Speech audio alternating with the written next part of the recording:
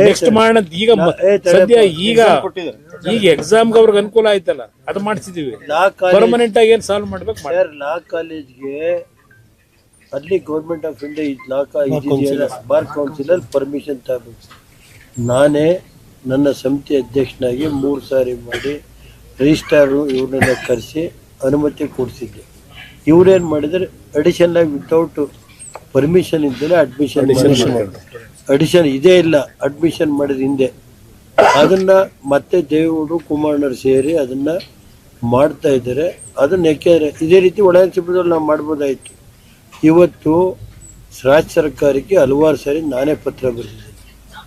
Law college ಇರ್ಬೋದು, ಇದು ಈ ಕಾಲೇಜ್ಗಳು ಇವತ್ತು ಲೆಕ್ಚರರ್ಸ್ ಇಲ್ಲ. ಇವತ್ತು ಪಾರ್ಟ್ ಟೈಮ್ ಲೆಕ್ಚರರ್ಸ್ ಕುಮಾರಸ್ವಾಮಿಯವರು 250 ಕಾಲೇಜ್ ಕೊಟ್ಟು 4800 ಜನ ಟೀಚರ್ಸ್ ವಿತ್ ಇದು ಮತ್ತೆ ಬಿಲ್ಡಿಂಗ್ಗಳೆಲ್ಲ ಕೊಟ್ಟು ಅವತ್ತು ಮಾಡಿದ್ರು. 1600 ಹೈಸ್ಕೂಲ್ ಇರ್ಬೋದು, PU ಕಾಲೇಜ್ 2000 ಚಿಲ್ಲರೆ ಲೆಕ್ಚರರ್ಸ್ ಕೊಟ್ಟರು ಸರ್.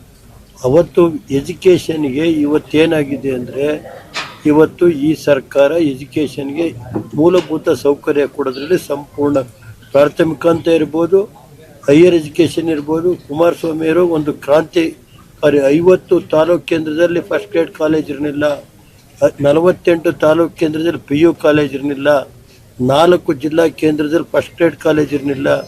ಬೆಂಗಳೂರಿಗೆ 8 ಕಾಲೇಜ್ ಕೊಟ್ಟರು, ಮೈಸೂರಿಗೆ 4 ಕಾಲೇಜು. ಒಂದೊಂದು ಮಕ್ಕಳುಗಳು ಬಡವರ ಮಕ್ಕಳು ಓದಲಿ ಅಂತ ಅಲಾಂಗ್ ವಿತ್ ಬಿಲ್ಡಿಂಗ್ ಮತ್ತೆ ಮೂಲಭೂತ ಸೌಕರ್ಯ ಮೇಸ್ಟುಗಳನ್ನೆಲ್ಲ ಮಾಡಿಕೊಟ್ಟಿದ್ದಾರೆ. ಮತ್ತೆ 2019ರಲ್ಲಿ 17-18 ವರ್ಷದ ಕತೆ. 2019ರಲ್ಲಿ ಮತ್ತೆ 5,000 ಕೋಟಿ ಕೊಟ್ಟಲ್ಲ. ಆಮೇಲೆ ಇನ್ನೊಂದು ಈಗ ರೇವಣ್ಣ ಅವರು ಮತ್ತು ನಮ್ಮ ಮಾಜಿ ಶಾಸಕ ಮಿತ್ರರೆಲ್ಲ ಸೇರಿ ಈಗಾಗಲೇ ಪ್ರತಿ ವಿಧಾನಸಭಾ ಕ್ಷೇತ್ರಗಳಿಗೆ ಹೋಗಿ ಕಾರ್ಯಕರ್ತರುಗಳನ್ನ ವಿಶ್ವಾಸಕ್ಕೆ ತೆಗೆದುಕೊಳ್ತಕ್ಕಂಥದ್ದು ಮತ್ತು ಈ ಕಾರ್ಯಕ್ರಮಕ್ಕೆ ಕನಿಷ್ಠ 1.5 ಇಂದ 2 ಲಕ್ಷ ಜನ ಬರೀ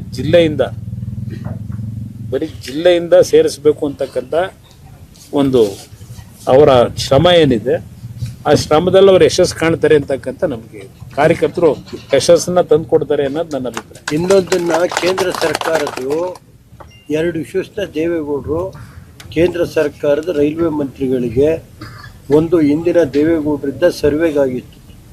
ಚನ್ನರಾಯಪಟ್ಟಣ, ಹೊಳೆನರಸೀಪುರ, ಅರಕಲಗೂಡು, ಕುಶಾಲನಗರ ರೈಲ್ವೆ ಮಾರ್ಗ ಕೇಳಿದ್ದು. ಅದನ್ನು ರೈಲ್ವೆ ಮಾರ್ಗನ ಈ ವರ್ಷ ಬಡ್ಜೆಟಲ್ಲಿ ಸೇರಿಸಿ ಅಂತ ಲೆಟ್ರು ಬರೆದಿದ್ದೀವಿ. ಅದು ಲೇಟಾಗಿ ಬರೆದಿದ್ದೀವಿ, ಅದರಿಂದ ಪ್ರಯತ್ನ ಪಡ್ತಾ ಇದ್ದೀವಿ.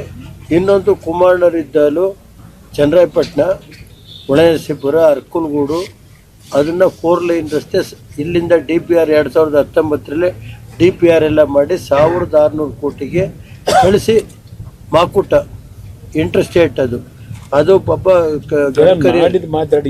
ಅಲ್ಲ.